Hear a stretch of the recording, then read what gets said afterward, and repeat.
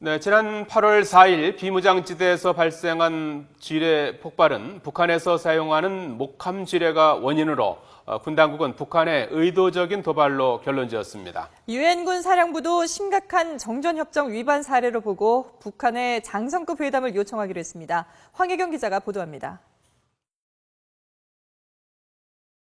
비무장지대 남쪽 우리 측 지역에 설치된 추진 철책입니다. 2차 폭발 당시 모습을 보여주는 우리 측 감시 장비 사진으로 폭발 당시 흙먼지가 자욱하게 일고 있습니다. 우리 측 DMZ 추진 철책 통문에서 폭발이 일어난 건 지난 4일 오전 7시 35분쯤 육군 1사단 수색대원들이 인근 수색을 위해 통문을 넘어서던 순간이었습니다. 폭발 원인은 통문 앞뒤로 매설돼 있던 지뢰, 북한에서 사용하는 22cm 길이의 작은 목함 지뢰로 두 번의 폭발로 21살 하모 하사와 23살 김모 하사가 다리가 절단되는 큰 부상을 입었습니다. 함께 있던 동료 대원들의 신속한 대응으로 급히 병원으로 호송됐지만 현장에는 아직도 당시에 긴박했던 상황을 보여주듯 붕대와 의약품들이 나뒹굴고 있습니다. 사고 지점은 군사분계선에서 남쪽으로 440m, 북한군 초소에서는 930m 떨어진 곳으로 북한의 중대한 도발일 뿐만 아니라 심각한 정전협정 위반입니다. 군 당국은 북한이 정전협정과 남북 간 불가침 합의를 정면으로 위반했다면서 이번 도발에 상응하는 혹독한 대가를 치르도록 하겠다고 경고했습니다. 현장 조사와 기타 객관적인 조사를 통해서 북한의 도발임이 판명된 이상 혹독한 대가를 치르도록 할 것이라고 이렇게 천명하게 되었습니다.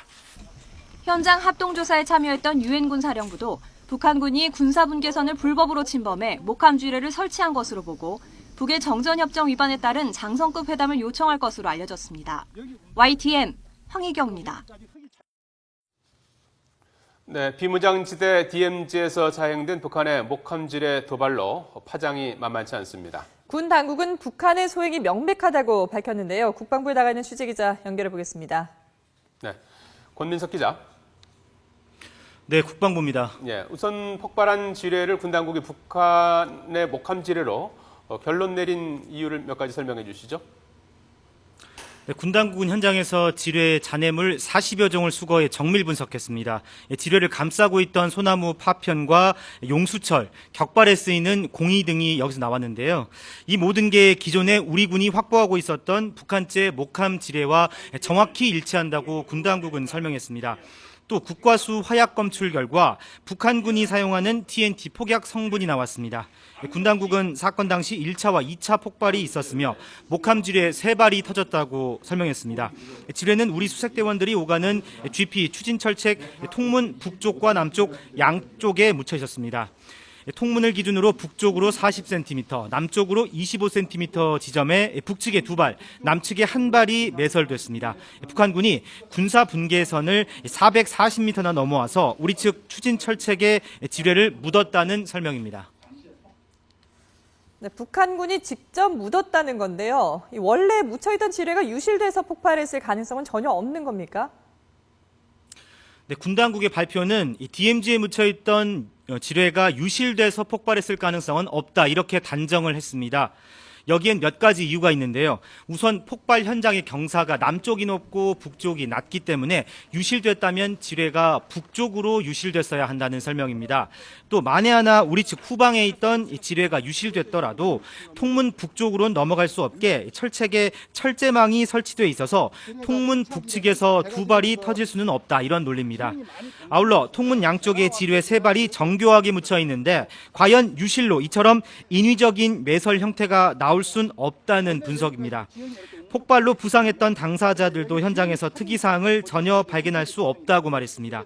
통문을 열고 나갔던 김 하사는 땅바닥이 깨끗했으며 산사태가 난 흔적도 보지 못했다고 진술했습니다.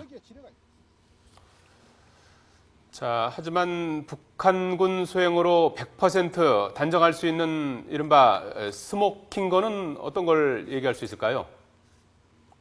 네, 일단 스모킹건 결정적인 증거는 없는 상태입니다. 국방부는 사건 발생 직후에 이 지역을 감시하는 열상 감시 장비 TOD를 일일이 확인했다고 밝혔습니다. 하지만 북한군이 우리 측으로 넘어와서 지뢰를 매설하고 가는 결정적인 현장은 기록되진 않았다고 밝혔습니다. 현장에서 다소 떨어진 대대 본부 관측소에서 이 사건 현장의 통문이 보이긴 하는데 여름이면 나무와 숲풀이 우거져 감시 관측에 상당한 어려움이 있다고 국방부는 밝혔습니다.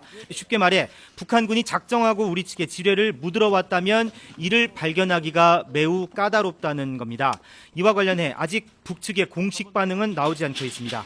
그러나 결정적인 증거가 목함 지뢰 파편뿐이어서 북측은 천안함 때와 마찬가지로 전면 부인할 것으로 추측됩니다. 자, 그럼 북한군이 지뢰를 언제 매설했다는 건가요?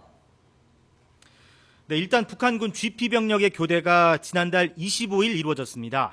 또 24일부터 26일까지는 이 지역에 150mm의 호우가 내렸습니다.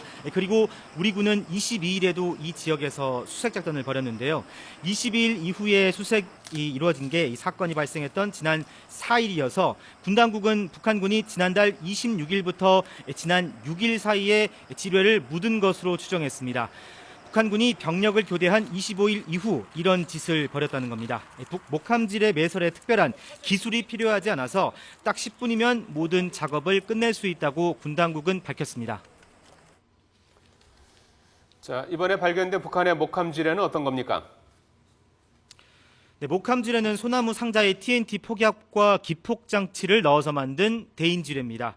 무게는 420g, 길이는 22cm, 높이는 5cm 정도입니다. 1kg에서 10kg의 충격이 가해지면 폭발하게 돼서 사람이 밟으면 무조건 터집니다.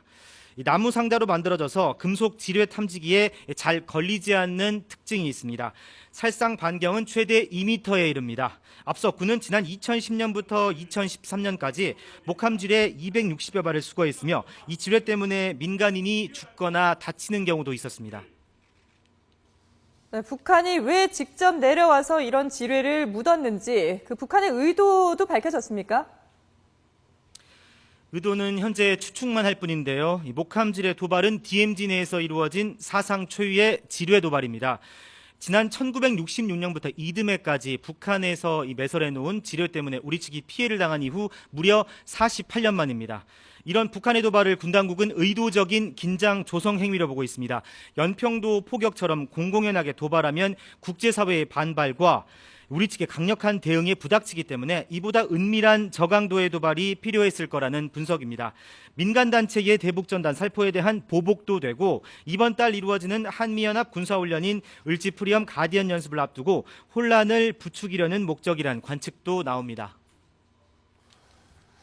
자, 한편으로는 일단 군 당국의 경계 작전 실패로도 규정할 수 있을 것 같은데요. 네, 그렇습니다. 이에 대해서 군 당국의 설명은 이렇습니다. 경계작전은 우리 측 남방 한계선 철책으로 북한군이 넘어오지 못하도록 하는 것이고 이보다 앞쪽인 GP의 역할은 북한군 동향을 감시하고 수색하는 것이기 때문에 경계 실패는 아니고 감시 공백이다 이렇게 주장을 하고 있습니다. 하지만 국민 감정에 비춰보면 명백히 경계작전 실패라는 비판을 받을 법합니다. 물론 병력이 집중되어 있는 GOP와 달리 방대한 GP 철책까지 물샐 틈 없는 경계를 이어간다는 건 다소 군의 가혹한 말일 수도 있습니다. 그런데도 GP가 북한군과 맞닿아 있는 최전선인 만큼 경계에 소홀함이 있었다는 비판은 피할 수 없을 것으로 보입니다. 지금까지 국방부에서 YTN 권민석입니다.